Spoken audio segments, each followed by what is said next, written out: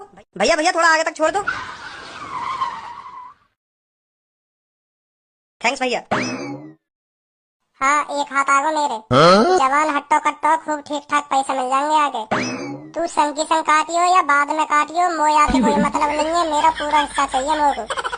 अरे तू या तो दिल निकाल या किडनी निकाल, मेरा या बात से कोई लेना देना ना है, मेरा काम है बस तो तक यहाँ पहुँचाना। लो बस मेरा हिस्सा दे रही है। भाई साहब कौन कौन की बात कर रहे हो तुम? हाँ, बेसमेंट में ही आ रहा हूँ। भाई साहब मेरे दो छोटे छोटे बालक है, भाई साहब उतार दो, नहीं उतार दो, मोबाइल के हवाले मत करो भाई साहब। भाई साहब मैं हाथ जोड़ रहा हूँ तुम्हारे। 5 मिनट में पहुँच रहा हूँ बस। कूद गो मादर चोद, कूद गो। हाँ तो मादर चोद 20 सड़क में खड़े हो जाएंगे, 20 सड़क में दे दो लिफ्ट में दे दो।